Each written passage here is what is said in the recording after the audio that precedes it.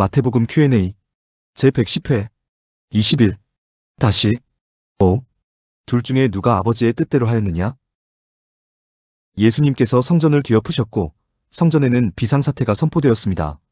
성전을 근거로 살아가는 대제사장들, 서기관들, 장로들이 예수님을 찾아왔고 예수님에게 네가 무슨 권위로 이런 일을 하였느냐? 누가 이런 일할 권위를 내게 주었느냐? 라는 질문을 던집니다. 이 질문의 함정을 넉넉히 알고 있는 예수님은 즉답을 피하시며 오히려 질문하는 이들을 향해 요한의 세례, 다시 말해 세례 요한의 권위가 하늘로부터 왔는지 사람에게서부터 왔는지 반문합니다. 어떤 대답을 해도 뒤가 구릴 수밖에 없는 대제사장들, 서기관들, 장로들은 우리가 알지 못하노라라는 대답으로 대화를 빨리 끝내려고 합니다. 이에 예수님도 마태복음 21장 27절 나도 무슨 권위로 이런 일을 하는지 너희에게 이르지 아니하리라라고 대답합니다. 예수님은 왜 대답하기를 거절하셨을까요? 뭐라고 대답해야 할지 잘 모르셨을까요? 혹시라도 올무에 걸리지 않을까 염려하셨을까요? 그렇지 않습니다. 예수님은 저들의 입장을 다 알고 계시기 때문입니다. 저들은 예수님에 관해 관심이 없습니다. 예수님께서 무슨 권위로 이런 일을 하는지, 예수님이 누구에게 이런 일할 권위를 받았는지 아무런 관심이 없습니다. 저들의 관심은 어떻게 하면 예수님을 함정에 빠뜨릴 수 있느냐? 어떻게 하면 예수님을 올무로 엮을 수 있느냐? 오직 그것뿐입니다.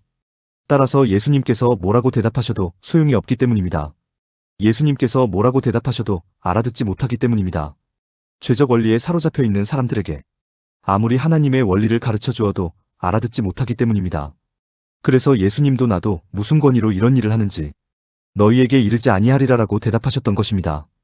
그런데 대화가 이렇게 끝나버리면 너무 섭섭합니다.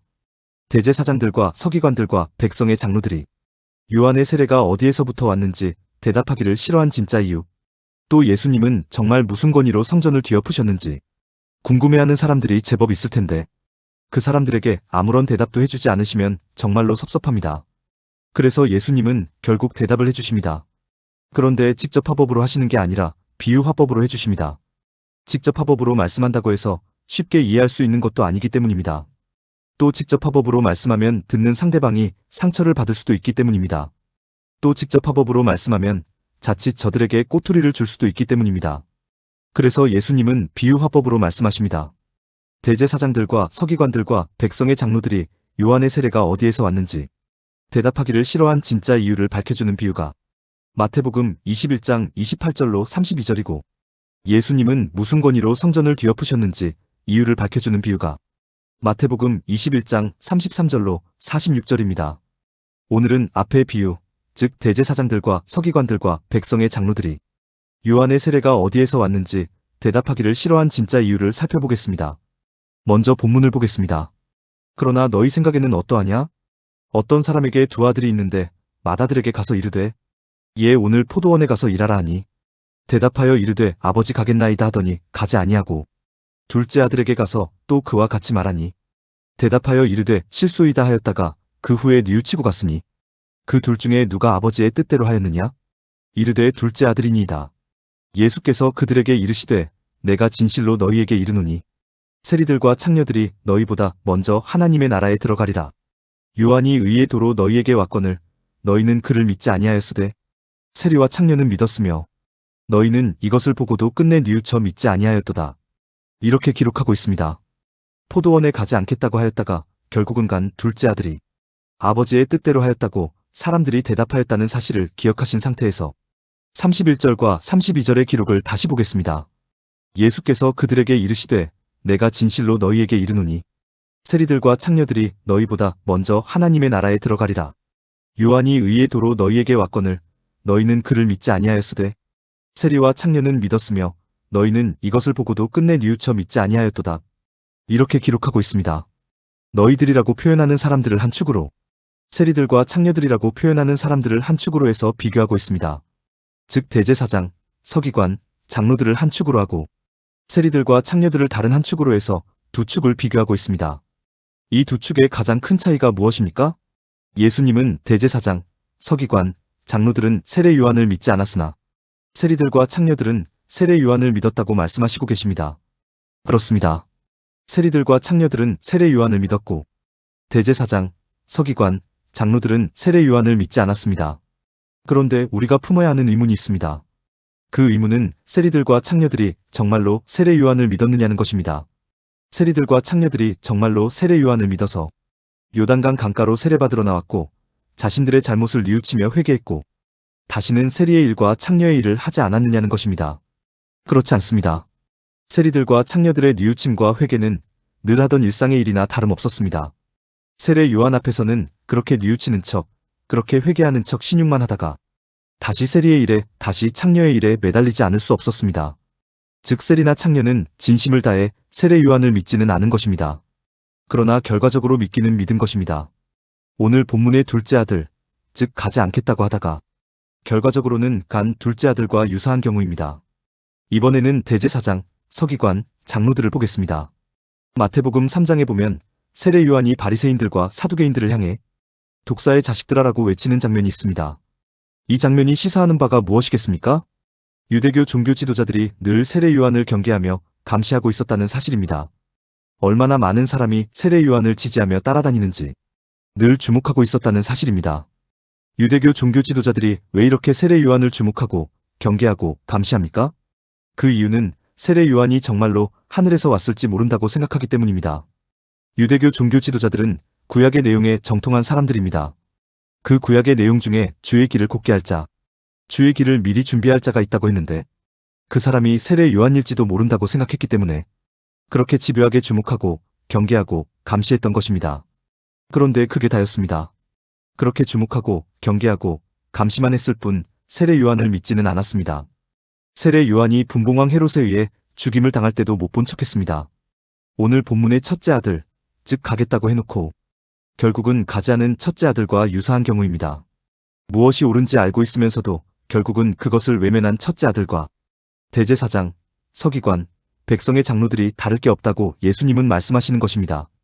다시 오늘 비유로 돌아오겠습니다. 예수님께서 가겠다고 하고 결국은 가지 않은 첫째 아들과 가지 않겠다고 하고 결국은 간 둘째 아들 중에 누가 아버지의 뜻대로 하였느냐고 물었을 때 대제사장, 서기관, 장로들은 둘째 아들이라고 대답했습니다. 이렇게 대답을 한 대제사장, 서기관 장로들이 예수님께서 세리 및 창녀들의 이야기를 꺼냈을 때 찔끔했을까요? 질끔하지 않았을까요? 찔끔했을 것입니다. 아마도 많이 당황했을 것입니다. 예수라는 이름의 이 양반은 우리의 속마음까지도 다 읽고 계신 무서운 분이라고 생각했을 것입니다. 그러면서도 우리를 세리보다 창녀보다 못한 사람으로 취급하고 있다고 울분이 쌓이기도 했을 것입니다. 그러니까 마태복음 21장 45절로 46절 대제사장들과 바리새인들이 예수의 비유를 듣고 자기들을 가리켜 말씀하심인 줄 알고 잡고자 하나 무리를 무서워하니 이는 그들이 예수를 선지자로 알미었더라라는 내용이 나오는 것입니다. 그렇습니다. 예수님은 대제사장, 서기관, 백성의 장로들을 가리켜 포도원에 가겠다고 해놓고 결국은 가지 않은 첫째 아들처럼 결국은 아무것도 안 한 사람이라고 야유하고 있는 것입니다. 하나님으로부터 모든 권리를 위임받았다고 자부만 하고 있을 뿐 백성들을 위해서 아무것도 한 것이 없다고 조롱하고 있는 것입니다. 그러니 너희들이 세례 요한의 세례가 하늘에서부터 왔는지 사람에게서부터 왔는지 대답도 못하는 것 아니냐고 비판하고 있는 것입니다. 그런데 아주 중요한 사실이 있습니다. 그것은 이런 사람들도 하나님의 은혜를 입는 대상이라는 사실입니다. 이런 사람들도 하나님의 사랑과 하나님의 능력을 입는 대상이라는 사실입니다. 하나님은 이런 사람들도 절대 외면하지 않으시고 구원해 주신다는 사실입니다. 그 증거가 되는 내용이 31절 세리들과 창녀들이 너희보다 먼저 하나님의 나라에 들어가리라라는 내용입니다. 세리들과 창녀들이 너희보다 먼저 하나님의 나라에 들어간다고 하셨으니 대제사장들도 서기관들도 백성의 장로들도 하나님의 나라에 들어가는 것입니다. 먼저는 아니지만 나중에라도 하나님 나라에 들어가는 것입니다. 그런데 어떻게 해서 하나님 나라에 들어갈 수 있습니까? 이유는 아주 간단합니다. 하나님의 사랑으로 들어갑니다. 하나님의 은혜로 들어갑니다. 하나님의 능력으로 들어갑니다. 하나님은 사람의 자격과 조건, 사람의 능력과 재주, 사람의 행동과 행위를 일체 고려하지 않으시고 오직 사랑과 은혜와 능력으로 일하시는 분이시기 때문에 구원을 받을 수 있는 것입니다. 먼저냐 나중이냐가 중요하지 않습니다. 하나님께서 은혜로 구원하신다는 사실이 중요합니다. 정리하겠습니다. 돌이켜보면 우리가 오늘 본문의 첫째 아들, 즉 포도원에 가겠다고 해놓고 결국은 가지 않은 첫째 아들이었는지도 모릅니다. 어쩌면 안 가겠다고 해놓고 결국은 간 둘째 아들이었을 수도 있습니다. 맨날 뉘우치고 회개하면서도 일상의 삶을 살아갈 수밖에 없는 세리나 창녀의 모습이었을지도 모르고 무엇이 옳고 이로운지 눈치를 채고 있으면서도 끝내 그것을 외면해버렸던 대제사장이나 바리새인이나 서기관이나 백성의 장로들의 모습이었을지도 모릅니다. 그런데 지금은 그런 것이 하나도 중요하지 않습니다.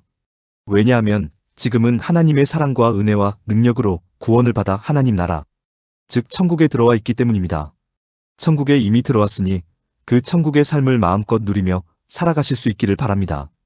오늘 내용에 공감이 되었다면 구독과 좋아요, 알림 설정 부탁드립니다. 하나님의 말씀을 바르게 전하는데 큰 도움이 될 것입니다. 평등하고 공정하며 정의롭고 행복한 세상을 이루는데 큰 도움이 될 것입니다.